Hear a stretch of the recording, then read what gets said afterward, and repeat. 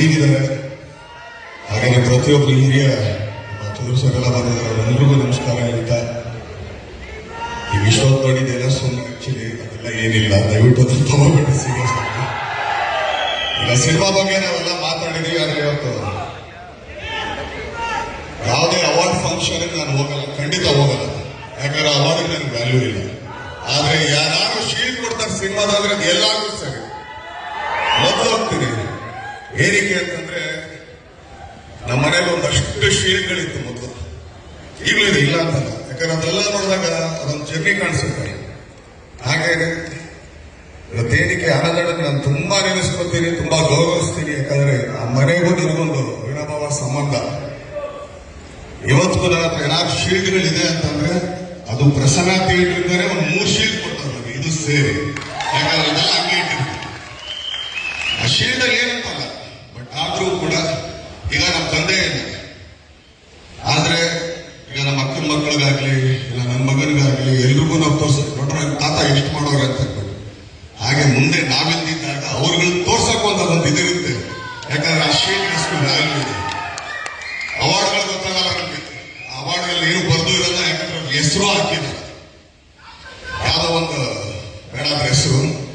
ಇವನು ಆಕ್ಚುಲಿ ಹೋಗಿದ್ದ ನಮ್ಮ ತರುಣ, ನಮ್ಮ ಡೈರೆಕ್ಟ್ರು, ಆ ಶೀಲ್ಡ್ ಅವಾರ್ಡ್ ಬರ್ತಾನೆ ಹೋಗ್ತು, ಆ ಬ್ಲಾಕ್ ರೆಡಿ ಇಲ್ಲೇ ಐತೆ, ಅದಕ್ಕೆ ಹೆಸರು ಕೂಡ ಅಥವಾ ನೀವು ಮನೆಗೆ ಅಂತ ಹಂಗೆ ಹೇಳಿದ್ದೇನೆ. ಅದನ್ನ ಯಾಕೆ ಅಲ್ಲಿವರೆಗೆ ಹೋಗಿಸ್ಬಿಟ್ಟು ಇಲ್ಲೇ ತೊಗೊಂಡೋಗಿ ನಾನು ಅಂತ. ಸೊ ಆ ತರ. ಆದ್ರೆ ಶೀಲ್ಡ್ ಮೇಲೆ ಯಾವುದೇ ಕಾರಣಕ್ಕೂ ತಪ್ಸಕ್ಕಾಗಲ್ಲ, ಯಾಕಂದ್ರೆ ಫೋಟೋನೇ ಇರ್ತಾರಲ್ಲ. ಏನಕ್ಕೆ ಅದೊಂದು ಭಾವ ನೋಡಿ, 50 ದಿನ, ಇದಕ್ಕೆ 50 ವರ್ಷ ಎಷ್ಟು ಹಿಡಿದೆ ನೋಡಿ. ಅದಕ್ಕೆ ಆನಂದನಿಗೆ ಹಾಗೇನೆ ಅವರೆಲ್ಲ ಮನೆಯವ್ರಿಗೆ, ಅಣ್ಣ ಇದ್ದಾರೆ ಇಲ್ಲಿ ಚಂದ್ರಣ್ಣವ್ರಿಗೆ, ಅವ್ರಿಗೆ, ನಮ್ಮ ಅಪ್ಪಿಗೆ, ಹಾಗೇನೆ ರಾಘುಗೆ, ಪ್ರಸನ್ನ ಅವ್ರಿಗೆ. ನೋಡ್ರಿ ಪ್ರಸನ್ನ ಥಿಯೇಟರ್ ಬನ್ನಿ, ನಮ್ಮ ಪ್ರಸನ್ನ ಥಿಯೇಟರ್ ಹೆಸರು ನೋಡಿ. ಮತ್ತು ಅವರ ಆಕ್ಚುಲಿ ಪ್ರಸನ್ನ ಅಂತ ನಮ್ಮ ತುಂಬಾ ಆತ್ಮೀಯರು, ನಮ್ಮ ಸ್ನೇಹಿತರು.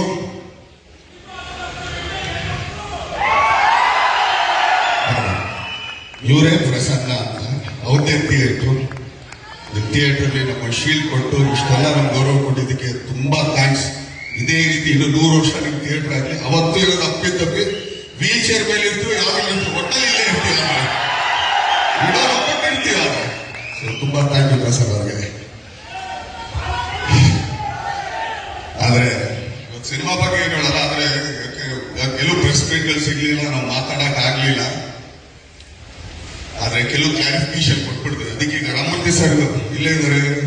ಯಾಕಂದ್ರೆ ಕೆಲವರು ಹೇಳಿದ್ರು, ಕತೆ ನಾನ್ ಮಾಡಿಸ್ದೆ, ಟೈಟಲ್ ನಾನ್ ಕೊಟ್ಟೆ. ಅಯ್ಯೋ ತಗಡೆ, ರಾಮನ್ ಕತೆ ಕೊಟ್ಟಿದ್ದೆ ನಾವೇ ಇಲ್ಲ. ಯಾಕಂದ್ರೆ ಕೊಟ್ಟಿದ್ದು ಮಾಡಿದ್ದು ಹೇಳ್ಬಾರ್ದು. ಯಾಕಂದ್ರೆ ಇದೇ ಸಲಿ ಇದೇ ತರ ಒಂದ್ ಕಡೆ ಸಿಗಾಕೊಂಡು ಬಾಯಿಂದ ಹೇಳಿಸ್ಕೊಂಡು ಬುದ್ಧಿ ಕಲ್ತಿರಾದ್ರೆ ನಾವ್ ಏನ್ ಹೇಳೋಣ. ಈಗ ಈ ಕತೆ ಇಂಥ ಒಳ್ಳೆ ಕತೆ ಯಾಕಪ್ಪ ಬಿಟ್ಟೆ ನೀನು? ನೀನ್ ಮಾಡಿಸ್ತಿರ್ತಾರೆ, ಇಂಥ ಒಳ್ಳೆ ಕತೆ ಯಾಕೆ ಬಿಟ್ಟೆ ನೀನು? ನೀನ್ ಜಡ್ಜ್ಮೆಂಟ್ ಅಷ್ಟು ಚೆನ್ನಾಗಿದೆ, ಗುಡ್, ಮಾಡ್ಬೋದಾಗಿತ್ತಲ್ಲ. ಟೈಟಲ್ ನಾನು ಕೊಟ್ಟೆ, ಟೈಟಲ್ ಇಟ್ಟಿದ್ದೆ ನಾನು. ಅದಕ್ಕೊಂದು ಕ್ಲಾರಿಫಿಕೇಶನ್ ಇದೆ. ಬರೀ ಡೈರೆಕ್ಟರ್ ಏನಕ್ಕೆ ಕ್ಲಾರಿಫಿಕೇಶನ್ ಕೊಡಕ್ ಬೇಕಲ್ಲ. ಯಾಕಂದ್ರೆ ನಾವೆಲ್ಲ ಸುಳ್ಳು ಹೇಳಿದ್ರೆ ಎಲ್ಲ ಆಧಾರ ಹಿಡ್ಕೊಂಡೇ ಮಾತಾಡ್ಬೇಕು. ಟೈಟಲ್ ಸ್ವಲ್ಪ ಕತೆ ನೀವು ಹೇಳಿ ಸ್ವಾಮಿ. ಮದಗಜ ಟೈಟ್ಲು ರಾಮಮೂರ್ತಿ ಸರ್ ಹತ್ರ ಇತ್ತು. ಅದು ತಗೊಳ್ಬೇಕಾದ್ರೆ ಕಾಟರ ಟೈಟ್ಲನ್ನ ಉಮಾಪತಿ ಸರ್ ಕೊಟ್ಟರು. ಮದಗಜ ಟೈಟ್ಲನ್ನ ಬಾಸ್ ಹೇಳಿದ ತಕ್ಷಣ ನನಗೆ ರಾಮಮೂರ್ತಿ ಸರ್ ಕೊಟ್ಟರು. Thank you Ramamurthy sir. ಯಾಕೆ ಅಂತಂದ್ರೆ ನಮ್ಮ ಹತ್ರ ಬ್ಯಾನರ್ ಇದ್ರು ಕೂಡ ಮಾತಾಡೋದು. ಯಾಕಂದ್ರೆ ಕ್ಲಾರಿಫಿಕೇಶನ್ ಕೊಟ್ಟರೆ ಕರೆಕ್ಟ್ ಆಗಿ ಕೊಡ್ಬೇಕು ಅಂತ. ಆ ಟೈಟ್ಲ್ ಎಲ್ಲಿ ರಿಜಿಸ್ಟರ್ ಮಾಡ್ಸಕ್ ಹೇಳಿದ್ದೀನ ಫಸ್ಟ್? ನಮ್ಮ ಬ್ಯಾನರ್ನ ರಿಜಿಸ್ಟರ್ ಮಾಡ್ಸಕ್ ಹೇಳಿದ್ರಿ. ಬಟ್ ನನ್ನ ಬ್ಯಾನರ್ನಲ್ಲಿ ಇರ್ಲಿಲ್ಲ ಜಾಗ ಅಂತ ನಾನು ಹೇಳ್ತೀನಿ.